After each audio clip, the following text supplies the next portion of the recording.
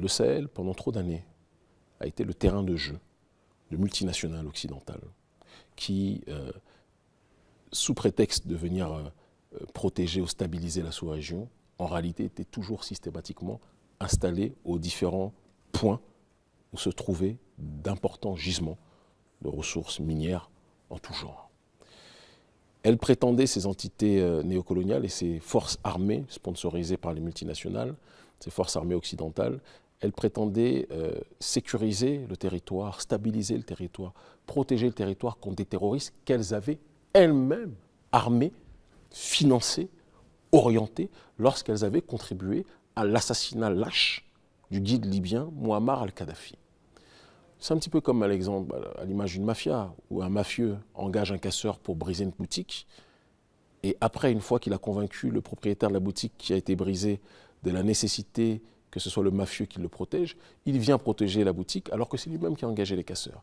Et son objectif, c'est qu'il n'y ait jamais la paix, puisque c'est le manque de paix qui permet aux mafieux de pouvoir s'installer. C'est exactement ce qui se passe avec l'oligarchie française. Elle a armé des terroristes en Libye pour contribuer au désordre, pour faire assassiner Kadhafi, pour voler l'or libyen. Et par la suite, ces hordes justement de terroristes se sont déversées sur le reste de la région sahélienne. Et en se déversant sur le reste de la région sahélienne, elles se sont présentées, elles qui étaient pourtant les entités sponsorisant justement ces forces terroristes, elles se sont présentées comme les forces stabilisatrices de la région. Et on a eu, excusez-moi du terme, mais des présidents d'une naïveté maladive, qui ont le syndrome de Stockholm peut-être, qui ont été dans une démarche d'accepter que ces puissances néocoloniales s'installent et fassent la pluie et le beau temps, de telle sorte qu'on s'est retrouvé avec un François Hollande qui était fier de dire qu'ils ont libéré le Mali. Et quelques années plus tard, on a vu le visage de cette pseudo-libération du Mali. Et c'est pour ça qu'on est arrivé à une phase où nous avons engagé à l'intérieur de ce que l'on appelle le front anti-CFA, que l'ONG Urgence Panafricaniste, l'organisation que je dirige, a fondé, structuré, monitoré et financé. Front anti-CFA, ce n'est pas le front contre le franc CFA uniquement, c'est le front anti-colonialiste français en Afrique.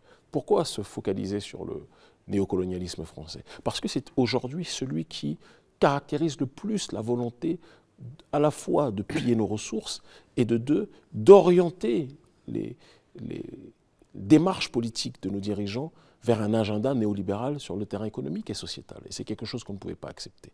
Et ces mobilisations, à mon sens, ont été le lit, ont fait le lit des opérations de restauration de l'État qui ont été par la suite commises par notamment le chef de l'État du Mali, colonel Assimi Goïta, le capitaine Ibrahim Traoré, chef de l'État du Burkina Faso, et enfin le général Tiani, chef de l'État du Niger, que je considère comme une sorte de père institutionnel sur le terrain politique, un homme de grande vision.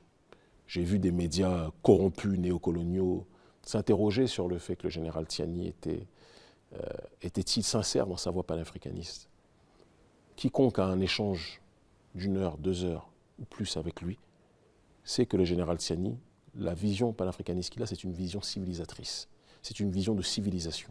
C'est une compréhension intense des humanités classiques africaines. Ce n'est pas quelqu'un qui débarque et qui veut surfer sur une vague. Ce sont des gens qui, depuis des années, étaient dans cette dynamique panafricaniste. Et il faut comprendre l'histoire du Niger. Il faut comprendre l'histoire, justement, de ceux qui se sont battus contre le néocolonialisme dans ce pays.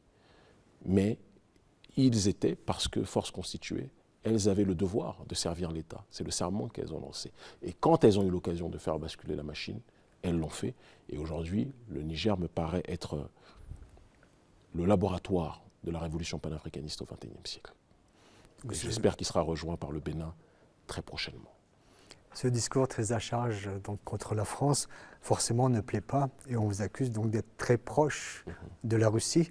La Russie est un des pays qui, comme la Chine ou encore la Turquie, est très actif et de plus en plus présent dans la région. Que pensez-vous de ces nouveaux équilibres dans la région, de la présence de la Russie, de la Chine, mais aussi de la Turquie? Moi, je pense que la multipolarité signifie plus que jamais le multilatéralisme. La nécessité de sortir d'une relation qui nous liait uniquement à la puissance néocoloniale, pas à l'ex-puissance coloniale, mais la puissance néocoloniale, pour varier justement les partenariats et échanger avec diverses entités. Ça, c'est un. C'est pour ça que je me retrouve ici en Turquie, en train de parler avec différents responsables politiques et en profiter pour faire l'entretien avec vous. Il y a aussi de l'autre côté des pays comme l'Iran, il y a aussi des pays comme la Russie, il y a aussi des pays comme la Chine. Mais dire cela ne signifie pas que nous sommes dans une dynamique de vouloir changer un colon pour un autre. Et je préfère le dire de la manière la plus fraternelle mais claire possible. Toute puissance, russe, chinoise ou autre, qui aura l'outrecuidance de penser que parce que nous avons contribué à chasser la France néocoloniale, cela signifie qu'il y a un espace, selon eux, et qu'elles voudront être dans une dynamique de se comporter en puissance néocoloniale comme la France l'est, il faut que ces puissances sachent qu'elles nous trouveront sur leur chemin à un degré inimaginable. Il y a un narratif néocolonial qui n'accepte pas que l'homme noir et que la femme noire se rebellent et qui veut faire croire que la montée du sentiment entre guillemets français, mais anti-France-Afrique, ça serait le fruit du génie russe avec quelques noirs payés qui porteraient les pancartes. Moi, je l'ai dit, j'étais très clair, je ne fais pas partie de ceux qui aiment voir des pancartes dans les manifestations. On mène ces campagnes et ces mobilisations politiques depuis fin 2016, début 2017.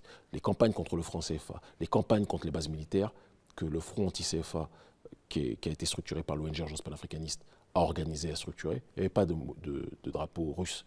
C'est vers mi-2018 en tant que tel qui a commencé à voir ces drapeaux-là qui ont émergé, etc. Ce n'est pas quelque chose que j'encourage, objectivement. Mais je dis et je répète clairement, la Russie aujourd'hui, tout comme la Turquie, tout comme dans une autre mesure, sur un autre terrain, la Chine, sont des partenaires géopolitiques importants pour l'avancement de nos populations. Mais, je dis toujours que nous sommes dans une collaboration, dans un partenariat prudent. Nous observons. Et notre responsabilité est de dire que tant qu'ils traitent les Africains avec le respect, nous agirons avec eux avec le respect. Le jour où ces entités précitées sortiront de cette dynamique-là, forcément nous serons nous aussi dans une autre dynamique.